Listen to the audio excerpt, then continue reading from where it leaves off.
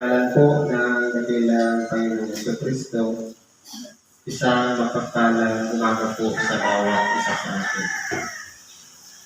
Una po, kanina nagkaroon tayo ng panalangin. Kumbaga, ano man ang ating mga kahilingan sa Diyos, lahat ng yan ay ipinararating natin sa Kanya. Para makausap natin siya, kinakailangan natin idaan sa panalangin. At ngayon po, ito naman yung panahon upang ang Diyos naman ang makikipag-usap sa atin sa pamamagitan ng salita ng Diyos. Gagamit siya ng bibig upang siya mapatalakay at mapapaliwanag ng mga ebanghelyo na nais ng Diyos na iparating sa bawat isa sa atin. Una po, sa mga maguhan, kung hindi po nakalitaan na ito ay nagtutulungan, nagkakaroon ng gamutan para maibsan ang karamdaman ng ating katawang laman. Ang karamdaman po ng tao, dalawa po rin. Una, yung karamdaman pisikal.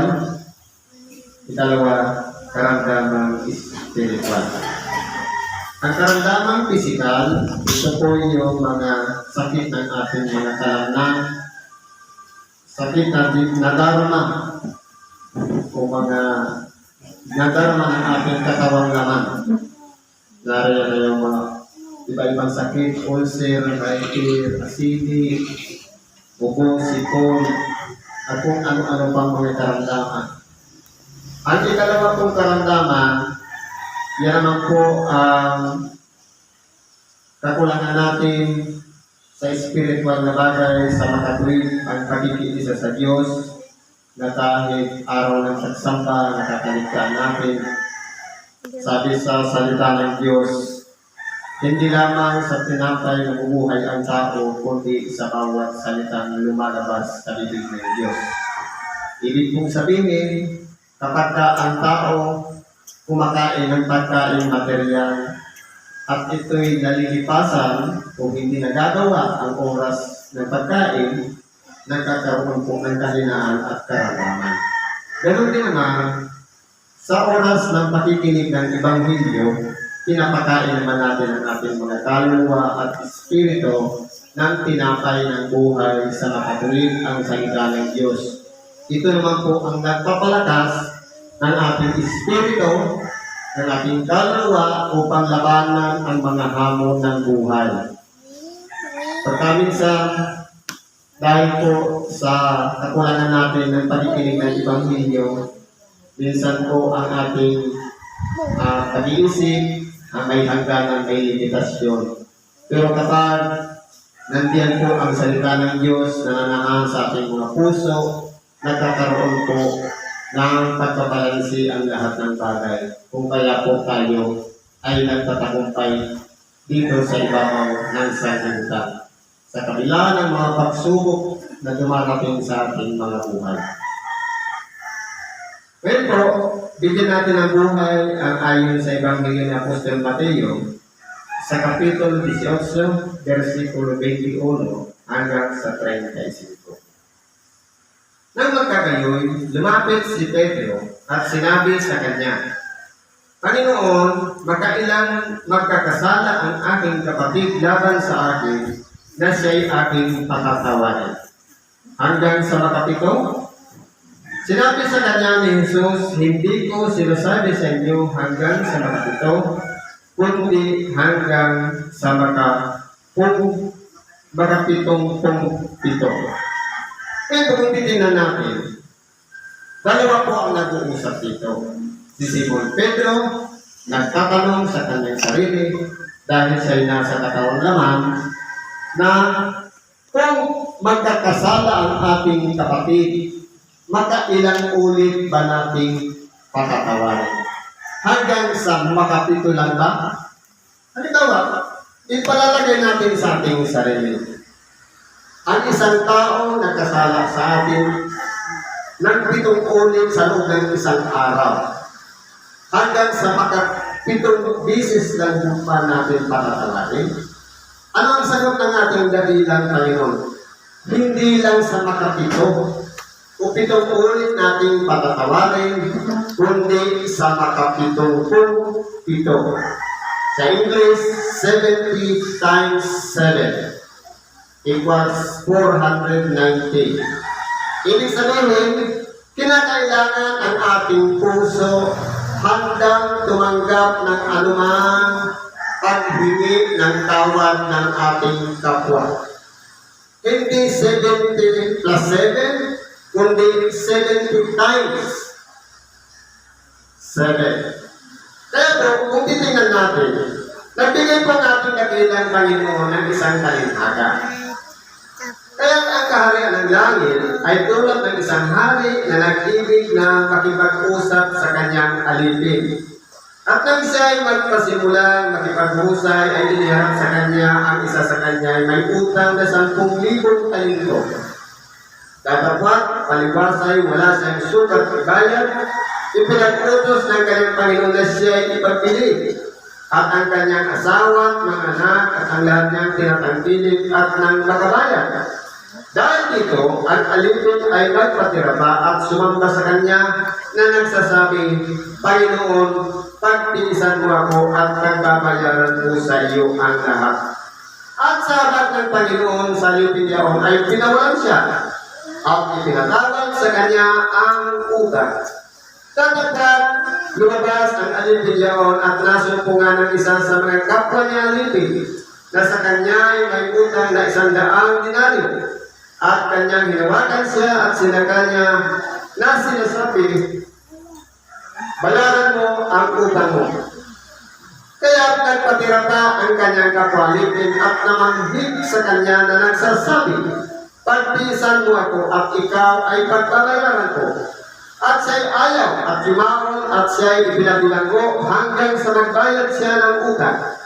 Nang nakita nga ng kanyang mga kapwalipin ang nangyari, ay nangamanglaw silang lubha at nagsiparoon at isinaysay sa kanyang Panginoon ang lahat ng nangyari. Nang magkagayon, pinalapit siya ng kanyang Panginoon at sa kanya ay sinabi, ikaw na aliping masama, ipinatawad ko sa iyo ang lahat ng utang na iyon, sapagkat ipinamanhid ko sa akin. Hindi ba dapat na ikaw man ay mahabag sa iyong kapwalipin na kaya mo namang nahabag sa iyo? At nagalit ang kanyang Panginoon at ibinigay siya na sa pahirap hanggang sa siya ay magbayad ng lahat ng utang. Gayon din naman ang gagawin sa inyo ng aking Ama na nasa kalangitan kung hindi ninyo patatawarin sa inyong mga puso ang ng bawat isa ang kanyang kapatid. Kaya kung titingnan natin dito sa sitas, mga kapatid, ganito po yun. Hindi baga tayo po sa pamamagitan ng ating pananalangin, pinararating natin sa Diyos ang ating mga pagsamo, ang ating pagsamba, at ang paghingi ng tawad. Sa kabila po ng ating kakulangan ng pag-unawa, kakulangan ng oras o panahon, kakulangan ng mga bagay, ang Diyos po ang nagpupuno. Ibig sabihin, lahat ng kapurihan, ibinabalik natin sa Diyos sapagkat kung hindi dahil sa Kanya, hindi po tayo mabubuhay dito sa ibabaw ng sanlibutan. Sa bagay po na yan, nagtatagumpay po tayo dahil po sa hapag ng Diyos. Kaya po, may mga bagay na kapag tayo po ay nagkakaroon ng ating kapwa na nagkasala, ay matalagay muna natin sa ating sarili. Tayo po ay nagkaroon ng mga pagkukulang o pagkakasala sa Diyos. Pagka minsan, hindi natin nagagawa ang manalangin. Hindi natin nagagawa ang magsimba o makinig ng Ebanghelyo. At hindi rin natin nagagawa ang mahabag sa ating kapwa. Sinasabi sa ibang bahagi ng banal na kasulatan, paano mo masasabi na iniibig mo ang Diyos na hindi mo nakikita samantalang itong iyong kapwa na iyong nakikita, hindi mo ipinakikita ang pag-ibig? Kaya kung titingnan natin, tayo po, nung lumapit tayo sa Diyos, sa pamamagitan, halimbawa kayo, idinaan sa karamdaman, nakarating tayo sa lugar na ito at nakinig tayo ng ibang video. Ito na yung oras o panahon para kausapin tayo ng Diyos. At ito na rin yung panahon para yung ating damdamin, yung ating pakikinig, yung ating puso, at ating isip ay buksan upang tanggapin natin sa ating sarili na tayo'y isang taong makasalanan. At hihingi tayo ng tawad sa Diyos. Kung sakaling ipagkaloob ng Diyos ang pagpapatawad sa atin, kinakailangan po isaayos na natin ang ating mga pamumuhay sa pamamagitan na kung tayo man ay pinatawad ng Diyos, sabi dito sa talinhaga, dapat din naman tayong magpatawad sa ating kapwa. Sabi ba na sa panalangin ng Ama namin, patawarin mo kami ng aming mga utang gaya naman namin na nagpapatawad sa mga may utang sa amin. Halimbawa, sa kabila ng ating kabalisahan, sa kabila ng ating mga kakulangan, na hindi man lamang tayo lumunod sa Diyos at nanalangin, kahit man lang sa oras na tayo'y bago matulog, naaalala lang natin ang Diyos sa oras na tayo'y nasa kapighatian o problema o kaya karamdaman.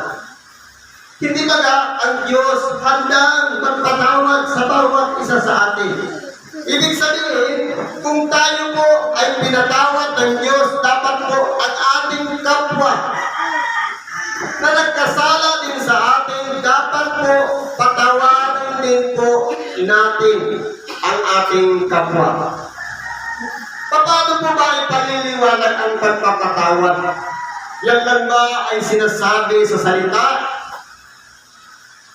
Yan lang ba ay sinasabi na pabibigyan man yan English na pinapatawad na kita? Ang pagpapatawad po ay kinakalimutan na.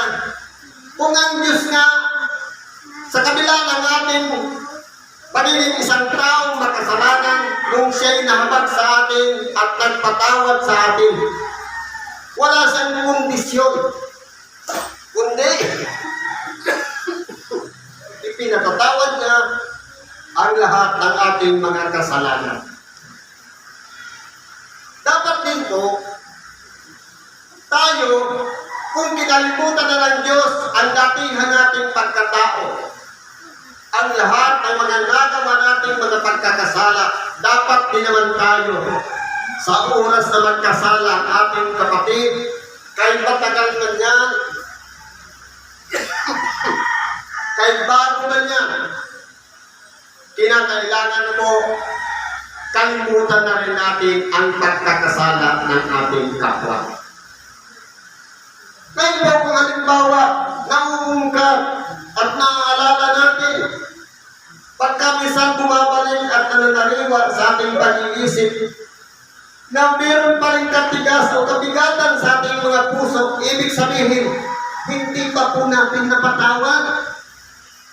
Sapagkat ang pagpapatawad ay ang paglimot na nang nagawang kasalanan. Yan po ang pamantayan ng Diyos. Kung tayo man po ay naging suway noon, nung pinatawad tayo ng Diyos, hindi na niya inaalaala pa ang lahat ng nagawa nating pagkakasala. Dapat ganun din po, kung anong pamantayan ng Diyos, na tayo pinatawad, kinalimutan na ng Diyos ang mga lahat ng ating nilabag, dapat din naman sa oras ng ating kapwa na nagkasala sa atin, humihiring tawad, kinakailangan po nakalimutan na rin natin ang kanilang mga kasalanan. Kaya kung titingnan natin, mga kapatid, hindi po ang pagpapatawad sa salita na sabihin natin, I forgive you, kundi Ang pagpapatawad, hindi na inaalaala ang mga nakaraan. Kapag yan ay binabalik-balikan, inuulit-ulit na sabihin, pinatawad na kita. Pero may kabigatan pa rin. Ibig sabihin, hindi ka po yan napatawad. Wala kang buwan. Ang Diyos sa ating puso, para pagunahan tayo, dapat ang nananahan dyan, hindi na yung dati nating pagkatao, kundi kinakailangan mabuksan yan upang sa ganun makapanahan yan ng Diyos sa ating puso at siyang manguna upang tayo naman ay makapagpatawad sa ating kapwa. Kaya po kung tayo man po, may mga kim-kim pa, may mga kabigatan pa sa ating puso, sa pamamagitan po ng aral na ito, sabi ng ating dakilang Panginoon, hindi baga pinatawad kita dahil sa malaki mong utang, dapat ka rin naman magpatawad sa may utang sa iyo. Ibig sabihin, ang kasalanan po siyang utang na dapat natin ihingi ng tawad sa ating kapwa at ihingi din natin ng tawad sa Diyos. Kung humihingi tayo ng tawad sa Diyos at pinatawad tayo, dapat din naman tayong magpatawaran sa isa't isa. Sapagkat kinakailangan po lahat sa bawat isa sa atin manahan ang Espiritu Santo upang sa ganon mabuhay tayo sa Diyos at sama-sama tayo doon sa kanyang kaluwalhatian sa pagbabalik niya dito sa ibabaw ng sanlibutan bilang ikalawang pagkakataon na tayo na ay makasama niya doon sa buhay na wala hanggan. Salamat po at pagpalain tayo ng Diyos.